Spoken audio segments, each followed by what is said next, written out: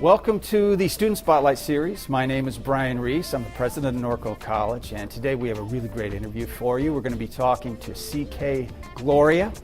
He is a veteran of the Navy. He's one of our students here at Norco College. I see him all the time in the Veterans Center. He's a cabinet member on the Veterans Club, a kinesiology major, and he's planning on being a physical therapist.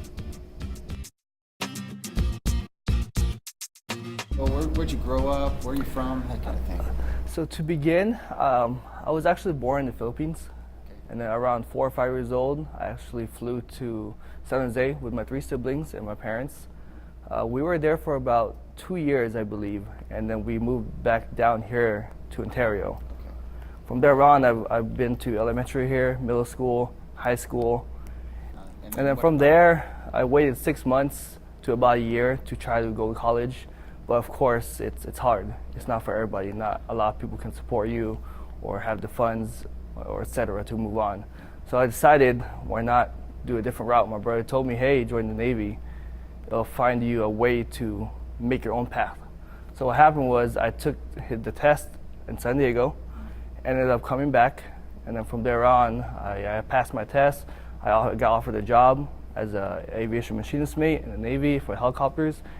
And then from there on, that was basically my way of getting to college.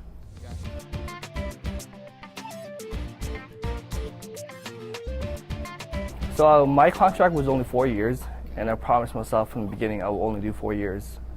You got in there when you were like 18? Something yes, okay. I think I was 18 and a half, almost 19 when I joined. All right. So I was just over 18. When I went in, it was basically 2.5 months of boot camp, 3 months of schooling, and then I was stationed in San Diego. Luckily, I was fortunate, because that's the best place to get stationed at instead of the East Coast. San Diego's beautiful. Yeah. Yes, it is. Yeah, were you in San Diego the whole time?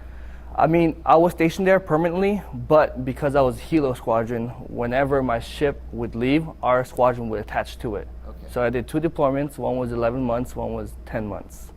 The first one was a world tour. It was basically we hit 5th Fleet, so we were supporting the Iraq and Afghanistan at the time, 2012, 2013 era. Okay. So it was called Operation Enduring Freedom.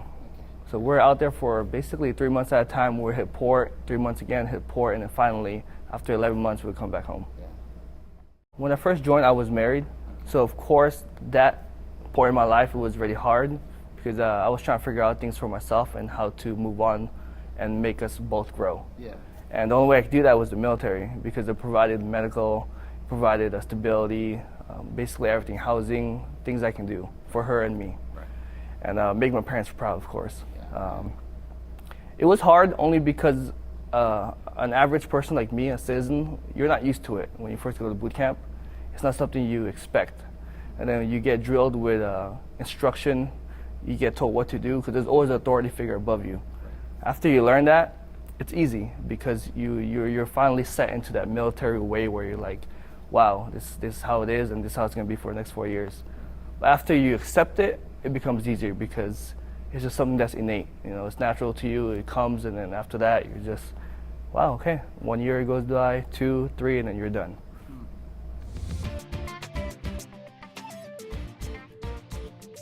Did you always know you wanted to go, while you were in the military, you wanted to get out and go back to college, or is this something that... I did. I had 2 options. Growing up, I've always seen police officers as, I idolized them, because it was a figure that got respected.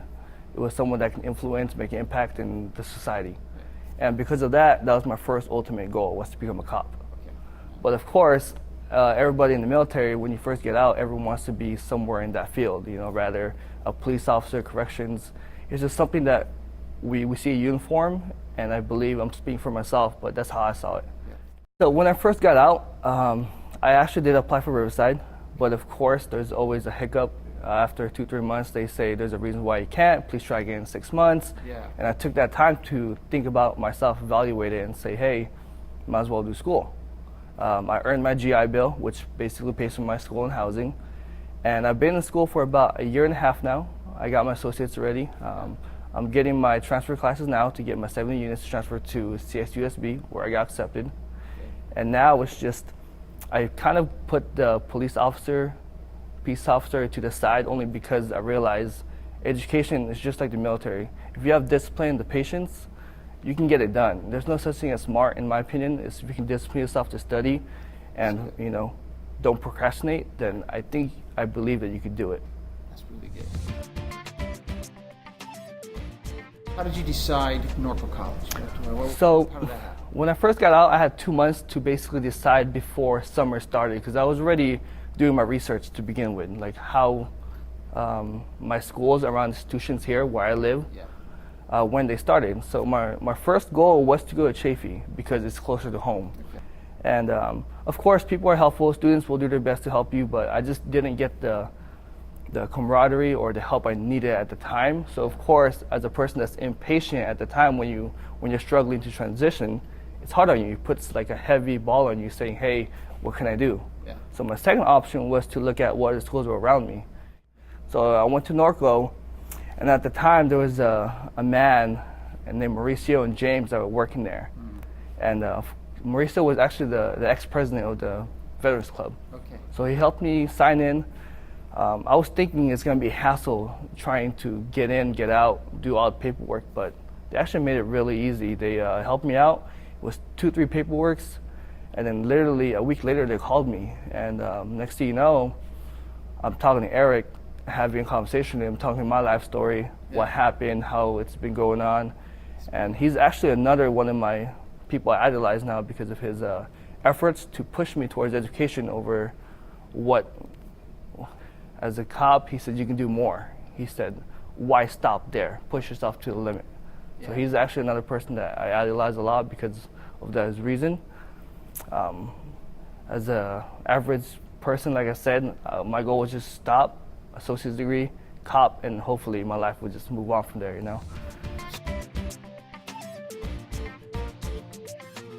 What did you do at the times when you felt lonely? Well, luckily here, I didn't know that they had this, but they have a veterans club. Okay. So it's not easy for me to just be like, hey, my name's Calvin, how are you? You know, we can't really relate because I would be talking about the military, and that's just the way it is. But fortunately, they had a veterans club here. And the people I met were all Marines, Army, Navy, Coast Guard, Air Force, all the branches. Right. And for some reason, they were going through the same thing I was going through. So I never planned to join the club. But after the first semester, I realized it's like the family uni they had. And I was like, wow, this is nice. So when I started hanging out with them, they're all same thing. Their goals were just like mine. I didn't see that at first because I never realized. And after I saw that, I'm like, okay, so I'm not the only one that's an outsider, an outlier. Right. So I realized, wow, okay, these are going to be my friends. Mm-hmm. I know it's typical because military, you want to spread out and branch out, but they just have the same goals and connections and basically the same path as me. Yeah. They want to succeed. They have kids and wives and families themselves. They're more disciplined only because, like I said, they need to hit that 12 units in order to keep going to school, to make the money they're making. We just want to hang out together and talk about, how's your school, how's your kids, how's your this, because we're all older. A lot of us are like mid-20s, early 30s, late 30s, so we're not, we're students, but yes, we have a whole different mindset, and I think that's the difference, main difference. And then very often they meet in the Veterans Center, and that's where you guys see each other very often. And then another thing that helped me out is I actually got offered a job there, and because yes sir, I work there now. I'm learning more about the people, and because I work there as a lead, every person that comes in new, I would see him like, wow, this was me when I first got out a year and a half ago. So that's another way I can help out. Instead of people beating around the bush and telling them this and this, I would tell them, hey, if you really want to succeed, you can do it. It's possible. There's people that go time to time, get in and out, and it can be done. So to me, I think that getting a job there really helped me out also. It's good for networking. It's good to meet new people. On my end, it's good for the profession. Ultimately, it helped me out tremendously.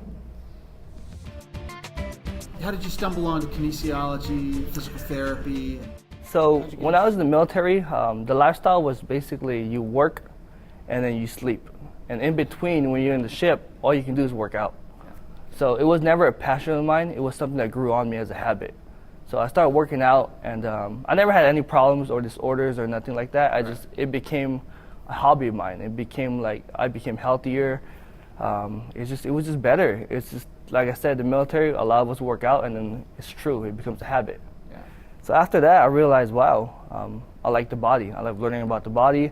I was never into science at all. It was never a part of my field. But after a while, nutrition and kinesiology, just everything about the body just intrigued me. And from there on, I decided, wow, I guess that's my backup plan in case something doesn't happen to the police. But as I started going to school, it switched. Plan B became Plan A. Plan B became Plan A, yes. Yeah. And from there on, I looked further on what research I can do. And kinesiology can lead to many different subfields, from rehab to physical therapy to physiotherapy assistant to just owning your own business because you have that background in it, to being a certified trainer, etc. Yeah. And I think everybody's beautiful, but if you want to work on the body and be healthier, then that's another way to impact the world again, you know. Yeah. Find a way to just help somebody, just like a cop, just like the military. It's always about helping people. Exactly. And I think to me that's my ultimate goal. But I don't know yet because I haven't reached that specific time in my life yet. Thank you, CK. It's a great interview. Thank you for watching. I hope you enjoyed the interview. We'll see you next time on Student Spotlight Series. Now go do your homework.